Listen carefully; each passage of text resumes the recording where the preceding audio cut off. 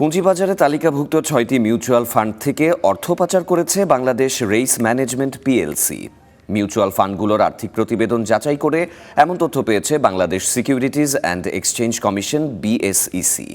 ৬টি ফান্ড থেকে ২০২৩-২৪ অর্থবছরে অগ্রিম আয়কর দেখিয়ে রেইস ৯ কোটি ৬৮ লাখ টাকা লোপাট করেছে। এ বিষয়ে তাই আইন অনুযায়ী ব্যবস্থা নিতে দুদক ও এনবিআরে চিঠি দিয়েছে নিয়ন্ত্রক সংস্থাটি। আতাউর নিয়ন জানাচ্ছেন বিস্তারিত।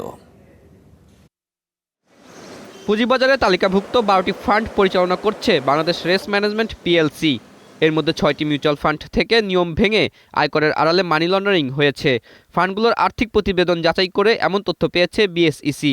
এ বিষয়ে ব্যবস্থা নিতে এনবিআর ও দুদকে চিঠি পাঠিয়েছে সংস্থাটি।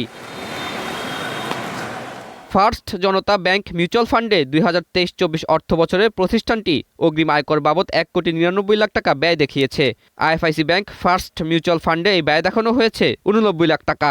২ কোটি ৬৮ লাখ টাকা দেখানো হয়েছে ফার্স্ট বাংলাদেশ ফিক্সড ইনকাম ফান্ডে। ট্রাস্ট ব্যাংক ফার্স্ট মিউচুয়াল ফান্ডে আয়কর ব্যয় দেখানো হয়েছে ১ কোটি ৯৫ লাখ টাকা।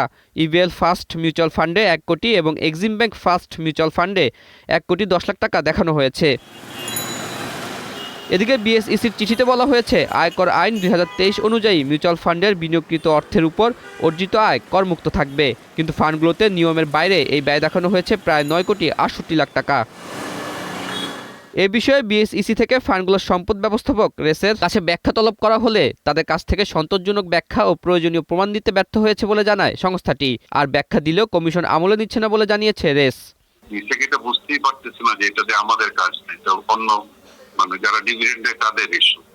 এটা তাদেরকে আমি জানাইছি, আমরা জানিয়েছি লেটার দিয়ে। এগুলো পরে অনেক মামলা মোকদ্দমার মধ্যে এই জিনিসগুলো চলে আসছে, আমরা রায়ও পেয়ে গেছি। সামনে এগুলো তাদেরকে আবার আমরা জানাবো।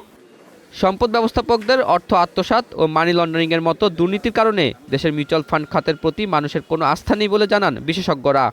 আগে যে কোনো জায়গা থেকে টাকা ঢুকে টাকা বের করে যাওয়ার কোনো সুনির্দিষ্ট গাইডলাইন ছিল না বলে কিন্তু মানি লন্ডার হতো। বাংলাদেশের রেগুলেটরের এন্ড থেকে এবং ফান্ড ম্যানেজারের এন্ড থেকে এবং যারা এটার টাকার যারা এখানে বিনিয়োগ করে প্রত্যেকের পক্ষ থেকে কিন্তু এটাকে একটা এমন একটা ডাম্পিং স্কোয়াড বানিয়েছে, যেখানে হচ্ছে বিভিন্ন শেয়ারের পার্কিং নিয়েছে, বিভিন্ন প্লেসমেন্ট শেয়ার নিয়েছে যেগুলো বাজারে তালিকাভুক্ত হয়নি। এইসব বিভিন্ন কিছুর মাধ্যমে কিন্তু মিউচুয়াল ফান্ড সেক্টরটাকে একদিকে আস্থা নষ্ট করেছে এবং কাঙ্ক্ষিত যে পুঁজি বাজারে আসার কথা ছিল সেটা আসতে পারেনি। সম্পদ ব্যবস্থাপকদের দুর্নীতি বন্ধ করা গেলে মিউচুয়াল ফান্ড খাত দীর্ঘমেয়াদে বিনিয়োগে আস্থা ফিরে পেতে শুরু করবে বলে মত বিশেষজ্ঞদের। আতাউর নিয়ন, স্টার নিউজ, ঢাকা।